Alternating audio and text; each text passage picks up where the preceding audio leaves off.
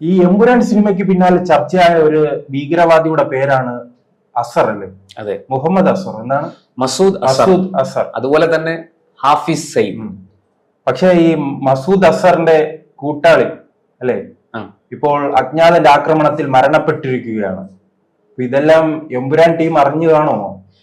എമ്പുരാൻ അറിഞ്ഞാലും ഇല്ലെങ്കിലും സാക്ഷാൽ തമ്പുരാൻ അറിയുന്നുണ്ട് എന്താണ് സംഭവിക്കുന്നതെന്ന്. പക്ഷെ ഇതിന് തെളിവുകളൊന്നുമില്ല എന്നുള്ളതാണ് സത്യം.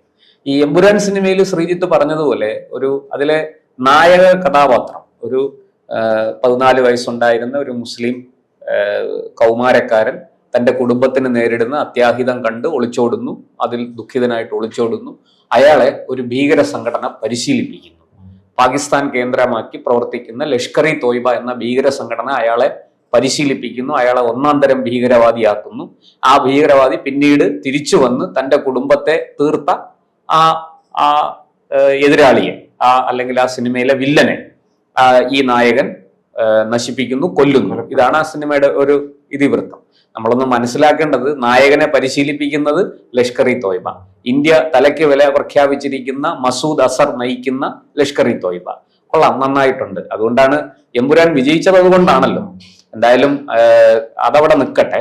പക്ഷെ അതോടൊപ്പം തന്നെ അങ്ങനെ വാർത്ത വരുമ്പോ അല്ലേ എമ്പുരാന്റെ വിവാദത്തിന് പിന്നാലെ ഇടി വന്നതുപോലെ അജ്ഞാതനും ഇറങ്ങി. അത് എമ്പുരാൻ സൂക്ഷിച്ചോ എന്നേ പറയാനുള്ളൂ. കാരണം ഇപ്പോൾ ഏറ്റവും ഒടുവിൽ ലഭിക്കുന്ന വിവരം, ഈ എമ്പുരാനിൽ ഒരു പ്രത്യേകത കൂടിയുണ്ട്. ഈ നായകന്റെ പേര് നമ്മൾ ഓർക്കണം.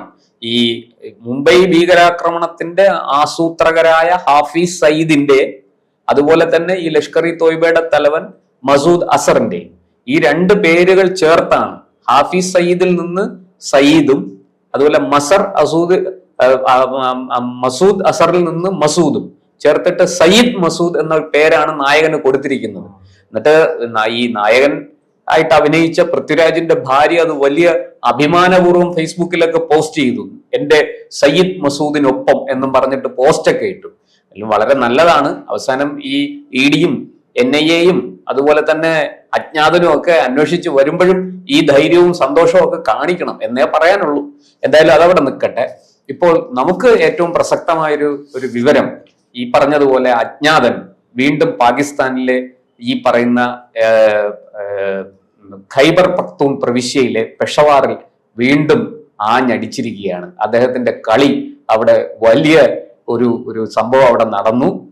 അദ്ദേഹം ഇത്തവണ കളിച്ചതിൽ വീണ കരു എന്ന് പറയുന്നത് ഈ മസൂദ് അസറിന്റെ ഏറ്റവും അടുത്ത ബന്ധുവും മതപണ്ഡിതനും ഒക്കെ ആയ ഖാരി ഐജാസ് ആബിദ് എന്നയാളാണ് ഇത്തവണ അജ്ഞാതന്റെ വിളയാട്ടത്തിന് ഇരയായത്.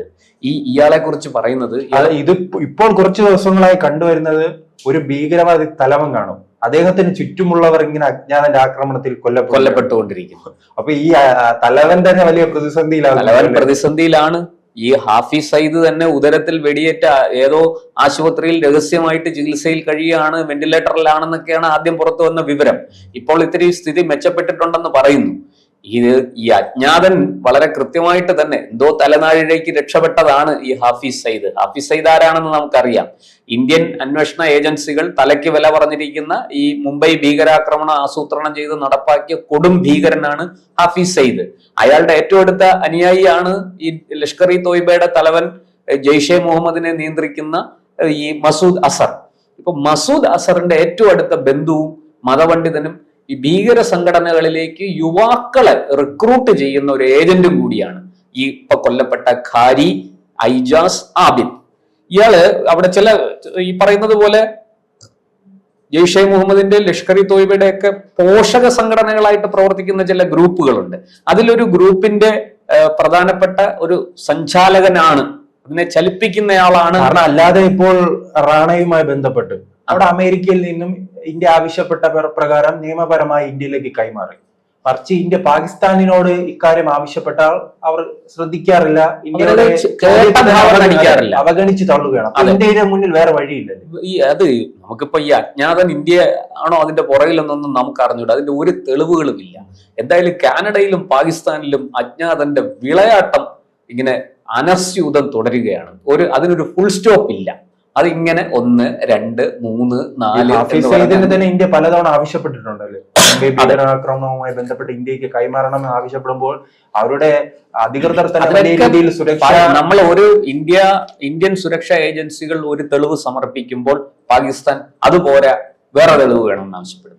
അപ്പൊ അത് കൊടുക്കുമ്പോൾ വീണ്ടും അതും സമ്മതിക്കുന്നില്ല, ഇത് ഞങ്ങൾക്ക് അംഗീകരിക്കാൻ പറ്റില്ല, കുറെ കൂടെ ശക്തമായ തെളിവ് വേണമെന്ന് പറയുന്നു. എന്തായാലും ഇപ്പൊ ശക്തമായ തെളിവുകൾ കിട്ടിക്കൊണ്ടിരിക്കുകയാണ്. ഒന്നൊന്നായിട്ട് ഈ പറയുന്നത് പോലെ അജ്ഞാതന്റെ കൈ കൊണ്ട് തീരുകയാണ്. ഇപ്പോൾ തെളിവില്ലാത്തതാണ് പ്രശ്നം. കാരണം ഇടയ്ക്കിടയ്ക്ക് പറയും ഇതിന് പിന്നിൽ ഇന്ത്യയാണെന്ന് പറയുമ്പോൾ ഇന്ത്യ ചോദിക്കുക അതിന് തെളിവ് എവിടെയും ചോദിക്കും. ഇവരുടെ കയ്യിൽ തിരിച്ച് ഇന്ത്യയും അത് തന്നെയാണ് ചോദിക്കുന്നത്. എന്താണ് തെളിവ്? ഇന്ത്യയാണ് ഈ അജ്ഞാതനെ കൊണ്ട് ഇതൊക്കെ ചെയ്യിക്കുന്നത് എന്നുള്ളതിന് എന്താണ് തെളിവ്? നിങ്ങൾ കോൺക്രീറ്റ് എവിഡൻസ് താ, പ്രൂഫ് താ. അത് തരാൻ പാകിസ്ഥാന് കഴിഞ്ഞിട്ടില്ല. ഇന്ത്യ ഈ പറഞ്ഞതുപോലെ മുംബൈ ഭീകരാക്രമണം അടക്കമുള്ളതിന്റെ കൃത്യമായ തെളിവുകൾ ഹാജരാക്കുന്നുണ്ട്. ഇവരുടെ ബന്ധം, ഈ ഭീകര സംഘടനകളുടെ ഇൻവോൾവ്മെന്റ് ഒക്കെ കൃത്യമായ തെളിവുകൾ ഫോൺ വരെ ചോർത്തി ആ സംഭാഷണങ്ങൾ അടക്കമുള്ളത് ഇന്ത്യ സമർപ്പിച്ചിട്ടുണ്ട്. അത് രാജ്യാന്തര കോടതിയിൽ പോലുമുണ്ട്. എന്തായാലും ഇപ്പോൾ ഈ നമ്മൾ ഈ പറയുന്ന ഖൈബർ പക്തൂൺ എന്ന് പറയുന്ന ആ പ്രവിശ്യയിലെ പെഷവാറിലെ ഒരു പള്ളിക്ക് മുന്നിൽ വെച്ചാണ് ഇയാളെ വെടിവെച്ച് കൊന്നിരിക്കുന്നത് അജ്ഞാതൻ. ഇക്കുറിയും ഈ പറഞ്ഞതുപോലെ വന്നു, വെടിയുതിർത്തു, അജ്ഞാതൻ പോയി. ഈ മിന്നലിടിക്കുന്ന റംസാൻ ദിവസം ഒരു അജ്ഞാതന്റെ ആക്രമണം ഉണ്ടായിരുന്നു. റംസാൻ ദിവസവും അതിനു മുൻപും, അതായത് ഈ നോമ്പ് കാലത്തും ഒക്കെ നിരവധി പേരാണ് ഇത്തരത്തിൽ കൊല്ലപ്പെട്ടത് ഈ അജ്ഞാതന്റെ കൈകൊണ്ട്. ഈ കൊല്ലപ്പെട്ട ആൾക്കാർക്കൊക്കെ ഏതെങ്കിലും തരത്തിൽ ഭീകര സംഘടനകളുമായിട്ട് ബന്ധവും അതിന് ഫണ്ട് ചെയ്യുന്നവരും അതിനെ ചലിപ്പിക്കുന്നവരും ഒക്കെ ആയിരുന്നു.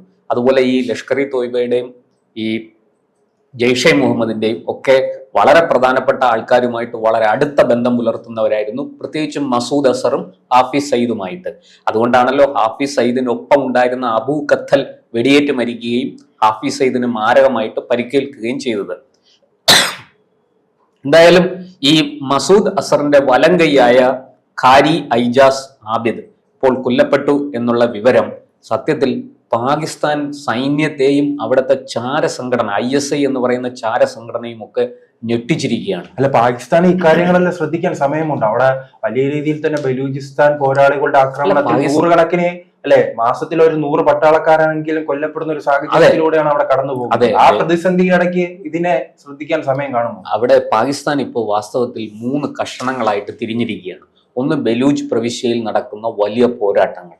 2, അഫ്ഗാനിലെ താലിബാൻ, ഈ താലിബാന്റെ പാക് താലിബാൻ എന്ന് പറഞ്ഞൊരു സംഘടനയുണ്ട്, അതിന്റെ ആക്രമണങ്ങൾ, അവര് അഫ്ഗാനുമായിട്ട് ചേർന്ന് പാകിസ്ഥാനിൽ ഉണ്ടാക്കുന്ന പ്രശ്നങ്ങൾ, ഇവർ പാകിസ്ഥാൻ സൈന്യവുമായിട്ട് ഉണ്ടാക്കുന്ന പ്രശ്നങ്ങൾ, അഫ്ഗാൻ സൈന്യം പാകിസ്ഥാൻ സൈന്യത്തിന് നേരെ, അഫ്ഗാൻ താലിബാൻ പാകിസ്ഥാൻ സൈന്യത്തിന് നേരെ നടത്തുന്ന ആക്രമണങ്ങൾ. ഇത് കൂടാതെ പാക് ഓക്കുപൈഡ് കാശ്മീരിൽ ഈ 3 പ്രശ്നങ്ങളും, പാക് ഓക്കുപൈഡ് കാശ്മീരിലും വലിയ തോതിൽ പ്രക്ഷോഭം നടക്കുകയാണ്. പാകിസ്ഥാനിൽ ഒഴിഞ്ഞു പോകണം, ഞങ്ങൾക്ക് ഇന്ത്യയോട് ചേരണം എന്നാവശ്യപ്പെട്ട് വലിയ തോതിൽ അവിടെയും പ്രതിഷേധം നടക്കുന്നുണ്ട്. ഇതൊന്നും അധികം പുറത്തു വരുന്നില്ല, ചർച്ചയാകുന്നില്ല. കേരളത്തിൽ ഇത് ചർച്ചയാകില്ല എന്ന് നമുക്കറിയാം. എന്നാലും ഈ പറയുന്നത് പോലെ ഈ 3 തരത്തിലുള്ള പ്രക്ഷോഭം നേരിടുകയാണ്, അല്ലെങ്കിൽ ആക്രമണങ്ങൾ നേരിടുകയാണ് പാകിസ്ഥാൻ ഇപ്പോൾ. അതിന്റെ കൂട്ടത്തിലാണ് ഈ അജ്ഞാതന്റെ വിളയാട്ടവും. ഇതെല്ലാം കൂടെ ആയപ്പോൾ പാകിസ്ഥാന്റെ നട്ടല്ലൊടിഞ്ഞിരിക്കുകയാണ്. എന്ന് മാത്രമല്ല, അവിടുത്തെ ജനാധിപത്യം തന്നെ വലിയ അപകടത്തിലാണ്. ഇപ്പോഴുള്ള സർക്കാരിനെ ഏത് നിമിഷവും പട്ടാളം അട്ടിമറിക്കുമെന്നാണ് കേൾക്കുന്നത്. പട്ടാളത്തിന് ഈ പറഞ്ഞതുപോലെ 3 തലവേദനകൾ പട്ടാളത്തിന് നിരന്തരം ഉണ്ടായിക്കൊണ്ടിരിക്കുന്നതുകൊണ്ട് മാത്രമാണ് അവർ ഈ ജനാധിപത്യ സർക്കാരിന് നേരെ പ്രത്യേകിച്ചൊന്നും ചെയ്യാത്തത്. പക്ഷേ നമ്മൾ മനസ്സിലാക്കേണ്ടത്, ഈ പറയുന്നത് പോലെ ഈ തീവ്രവാദ സംഘടനകളെ പാലൂട്ടി വളർത്തിയത് ഈ സൈന്യമാണ്. അതുകൊണ്ട് തന്നെ ഇനിയിപ്പോ ഈ പറയുന്ന ഭീകര സംഘടനകളുടെ തലവന്മാർ മാത്രമല്ല, ഒരു പക്ഷേ സൈനിക മേധാവികൾക്ക് നേരെ പോലും ആക്രമണം ഉണ്ടാകാൻ സാധ്യതയുണ്ട്. ഈ ISIയുടെ തലവന് നേരെ ആക്രമണം ഉണ്ടാകാൻ സാധ്യതയുണ്ട്. അജ്ഞാതൻ കൃത്യമായിട്ട് ടാർഗറ്റ് ചെയ്തിരിക്കുന്നു. അതുപോലെ തന്നെ ഇന്ത്യയിൽ വലിയ വിധ്വംസക പ്രവർത്തനങ്ങൾ നടത്തിയിട്ട് പാകിസ്ഥാനിൽ ഒളിവിൽ കഴിയുന്ന ഭീകരവാദികളുണ്ട്, വലിയ വ്യവസായികളുണ്ട്, ഭീകര സംഘടനകളുടെ കടിഞ്ഞാൺ പിടിച്ചിരിക്കുന്ന ആൾക്കാർ, ദാവൂദ് ഇബ്രാഹിമിനെ പോലെയുള്ള ആൾക്കാരുണ്ട്. ഇവരുടെയൊക്കെ കാര്യം വലിയ പരുങ്ങലിലാണ്. ഏത് നിമിഷവും എന്തു സംഭവിക്കാം. അത് നിയന്ത്രിക്കാനോ അതിനെ അടിച്ചമർത്താനോ അതിൽ നിന്ന് രക്ഷപ്പെടാനോ കഴിയാത്തവണ്ണം പാകിസ്ഥാൻ കുരുങ്ങിയിരിക്കുകയാണ് എന്നുള്ളതാണ് സത്യം.